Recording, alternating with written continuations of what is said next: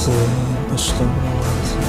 sini kerap terdengar suara bunyi yang bermain bonang.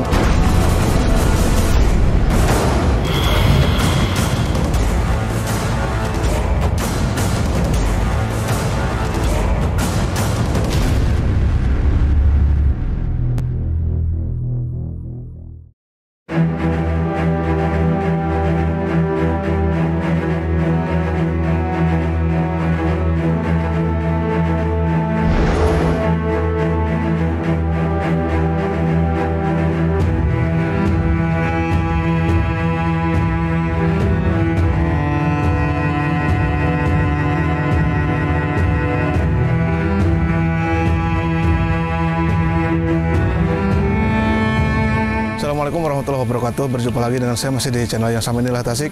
Kali ini saya bersama tim berkunjung ke salah satu tempat bersejarah yang ada di Kampung Bonang kalau dulu disebutnya, sekarang sudah berubah nama menjadi Kampung Bondan. Ini lokasinya ada di Kelurahan Sukajaya, Kecamatan Bungursari, Kota Tasikmalaya. Di sini ada sebuah tempat peninggalan sejarah, tepatnya adalah makam Karuhun yang terdahulu. Konon berdasarkan informasi yang kita terima bahwa ini adalah sosok dari muridnya Sunan Bonang, tapi entah itu benar demikian atau seperti apa, nanti kita cari tahu.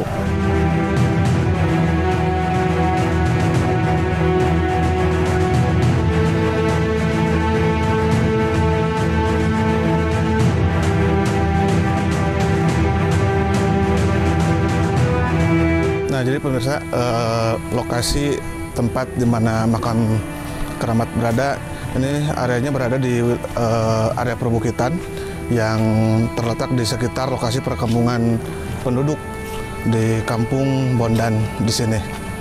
Dulunya memang ini disebut Kampung Bonang, cuman belakangan dirubah menjadi Kampung Bondan. Nah, di sini ada 4 tokoh yang ada di lokasi ini. Pertama ada Eyang Panita Mukti, kemudian ada Eyang Jalak Mangprang, ada sosok Nyi Siti Mutiara dan Beledug Hawu.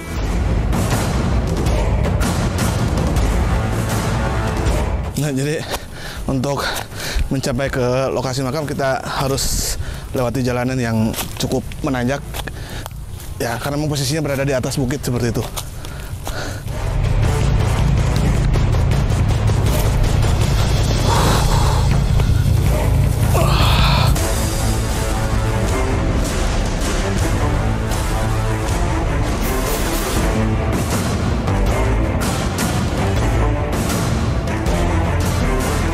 Bismillahirrahmanirrahim. Assalamualaikum ya Allah.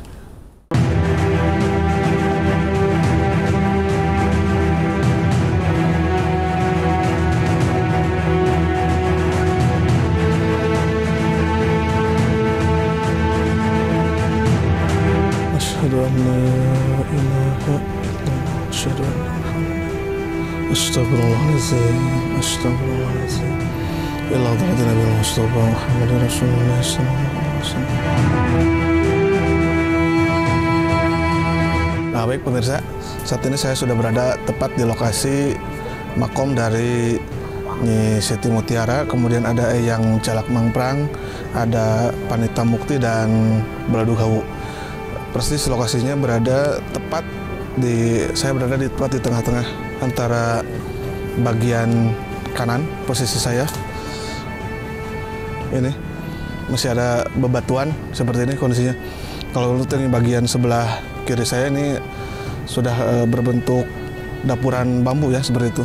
Nah, jadi berdasarkan informasi yang saya terima bahwa keempat sosok ini adalah memang merupakan dari muridnya Sunan Bonang.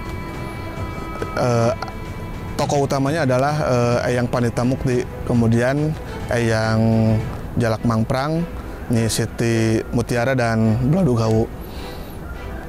Ragam keunikan yang kerap timbul di lokasi ini konon berdasarkan cerita yang disampaikan oleh masyarakat bahwa di sini kerap terdengar suara bunyi yang bermain bonang atau yang lebih populer disebut gamelan seperti itu. Jadi kalau di sekitar lokasi ini terdengar seperti hawar-hawar, kemudian justru yang terdengar dengan jelas itu adalah di kampung tetangga seperti itu. Nah, bahkan warga di luar sekitar lokasi area makam ini berada, mereka kerap menanyakan kepada warga sekitar, di malaman itu sudah ada kegiatan apa, seperti itu. Bahkan warga juga sekitar terheran-heran seperti itu. Nah, itulah bagian dari salah satu keunikan yang ada dari makam ini. Dan lokasinya ini berada di atas bukit. Jadi kalau lihat ini kebanyakan dari pohon bambu di sini keberadaannya. Seperti itu, kemudian selain ada pohon aren juga dan lainnya. Nah, selain itu beberapa warga di lokasi ini juga kerap menemukan yang konon itu diyakini adalah sebagai dari pusakanya karhun-karhun yang ada di sini, seperti selendang, kemudian ada keris dan benau seperti itu, benau atau belangkon ya seperti itu. Nah, dari keempat tokoh ini yang konon ini adalah muridnya dari Sunan Bonang, kemudian diabadikan dalam nama atau dijadikan sebuah nama kampung di lokasi ini, jadi Kampung Bonang yang kemudian belakangan dirubah menjadi Kampung Bondan seperti itu. Selain itu, di lokasi ini juga dulu kerap dikunjungi oleh peziarah khususnya dari daerah Jawa. Dan bagi yang ingin berkunjung ke lokasi ini, berziarah ke sini, tidak perlu khawatir karena di lokasi ini juga tersedia tempat penginapan seperti itu dan ada fasilitas lainnya yang sudah cukup lengkap di sini, jadi tidak perlu khawatir. Nah, keempat tokoh ini adalah bagian dari peradaban yang membangun khususnya agama Islam di wilayah Tasikmalaya dan sekitarnya. Ini patut kita lestarikan. Jika memungkinkan, ini dijadikan sebagai tempat wisata religi yang potensial untuk dikembangkan. Karena bagaimanapun kita ada karena sejarah.